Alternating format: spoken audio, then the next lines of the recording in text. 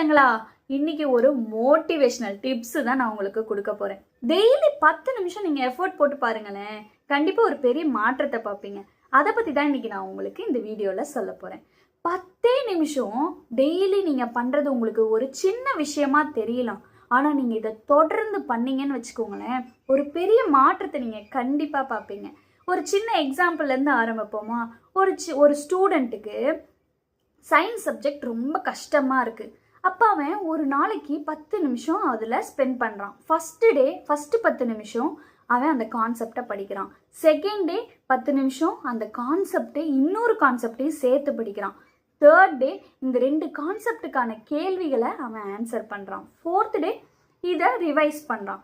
இதே மாதிரி அவன் தொடர்ந்து பண்ணிகிட்டே இருக்கான்.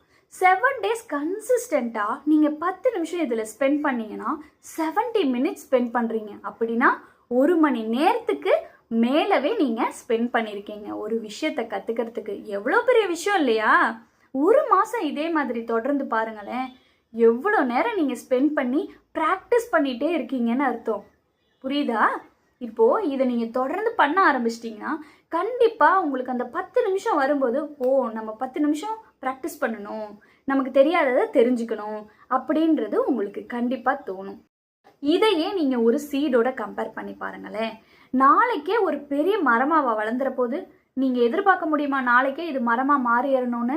டெய்லி நீங்கள் கொஞ்சம் தண்ணி ஊற்றணும், அது சன்லைட் படணும், அதை கேர் பண்ணிக்கணும். அதுக்கப்புறம் தானே அது சீட் ஒரு சின்ன பிளான்ட்டாக மாறும், அப்புறம் தான் ஒரு பெரிய மரமாகவே மாறுது. கரெக்டு தானே? அதே மாதிரி தான் பேம்பு என்ன, நீங்கள் பார்க்கும்போது மேலே அது சீக்கிரமாகவே வளராது. கீழே அதோட ஆழமாக அதோட வேர்கள் வளர்ந்துட்டே இருக்கும். அதுக்கப்புறம் திடீர்னு பார்த்தா எக்ஸ்போனென்ஷியலாக அதோட மரம் வேகமாக வளர்ந்துடும்.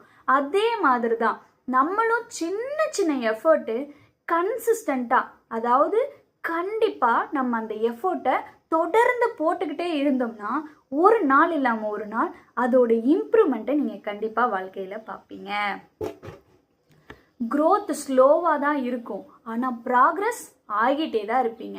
அதே மாதிரி தான் தினமும் 10 நிமிஷம் நீங்கள் மியூசிக் கற்றுக்கலாம், இல்லை 10 நிமிஷம் ரீட் பண்ணுங்கள், 10 நிமிஷம் மேக்ஸ் ப்ராக்டிஸ் பண்ணுங்கள், வெறும் 10 நிமிஷம் இங்கிலீஷ் கூட ஸ்பீக் பண்ணி பாருங்கள், அப்புறம் கோடிங் கூட 10 நிமிஷம் கற்று பாருங்களேன்.